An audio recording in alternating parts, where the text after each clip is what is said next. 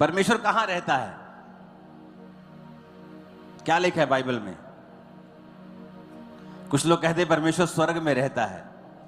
वचन कहता है स्वर्ग उसका क्या है? सिंहासन है, उसका ऑफिस है। वो आदमी अपने ऑफिस में नहीं रहता, वो घर आता है। और लिखा पृथ्वी उसके पैरों की क्या है? चौकी है। तो जो पैरों की चौकी है उसमें वो रह कैसे सकता है? जो उसका ऑफिस है उसमें वो रह कैसे सकता है? वचन कहता है परमेश्वर स्तुतियों के बीच में क्या है? विराजमान। आप जानते हैं क्यों क्रिश्चियन लोग आज कंफ्यूज रहते हैं? क्यों ऐसी स्टेट में रहते हैं जहां उनको ये नहीं मालूम कि मुझे अपनी लाइफ में क्या करना है? जल्दी निराश हो जाते हैं, डिस्करेज हो जाते हैं, ठंडे हो जाते हैं। क्यों? क्योंकि उन्हें यह मालूम नहीं कि मुझे क्या करना है। ना तो उनको अगुवाई मिलती है। अगुवाई क्यों नहीं मिलती? क्योंकि आपने अपने आप को बहुत से इस दुनिया के अफेयर्स में घुमाया हुआ और छुपाया हुआ है। जब भी आप देखेंगे आपकी लाइफ में छुटकारा आएगा ना, आपके अंदर से आएगा। आप संतरे के पेड़ को जितना मर्जी बाहर से जोर लगाओ, बाहर से आप संतरा लगा नहीं सकते, क्योंकि निकलेगा वो उसके अंदर से ही। उसी तरह से जो चेंज होगा, छुटकारा होगा, सबसे पहले आपके अंदर से शुरुआत होगी उसकी। लेकिन आज अगर एक क्रिश्चियन निराश क्यों है या वो कंफ्यूज क्यों है? क्योंकि उसे मालूम नहीं कि मुझे अपनी लाइफ में नेक्स्ट स्टेप कैसे लेना है। अब नेक्स्ट स्टेप क्या लेना है?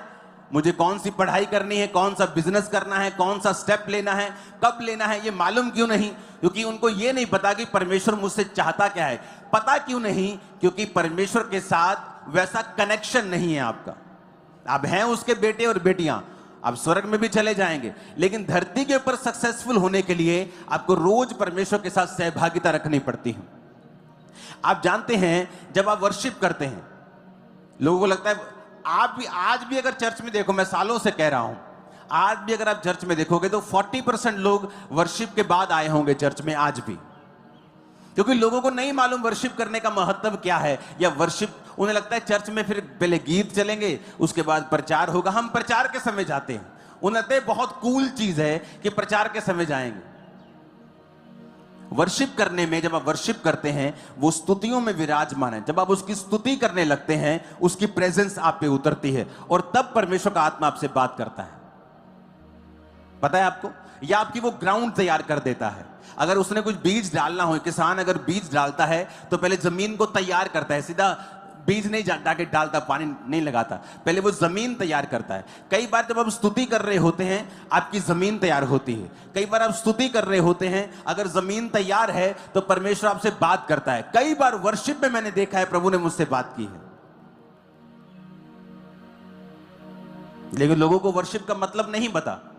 उन्हें लगता है कि चर्च में जाएंगे, इतना लंबा यार चर्च की मीटिंग है, हम ऐसा करेंगे, हम टेस्टिमनीज के बाद जाएंगे। कुछ लोग बोलते हैं टेस्टिमनी के टाइम जाएंगे, वर्शिप के बाद जाएंगे।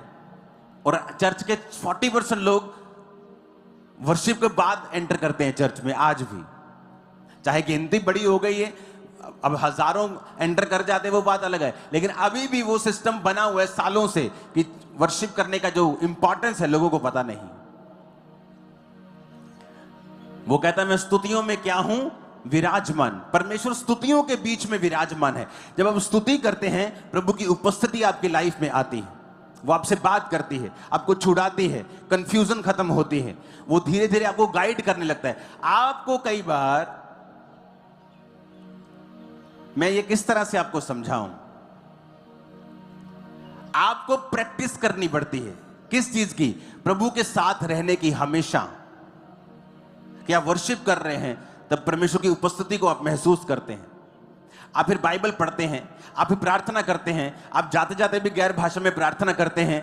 आप प्रभु को लगातार इनवाइट कर रहे होते हैं और लगातार कॉन्शियस होते हैं कि परमेश्वर मेरे संग है, परमेश्वर मेरे संग है। तब शुरुआत होती है। एक दिन वो छोटी सी बात करेगा और आपकी 10 पुश्तें चेंज हो जाएंगी। मैं आपको बता रहा हूं।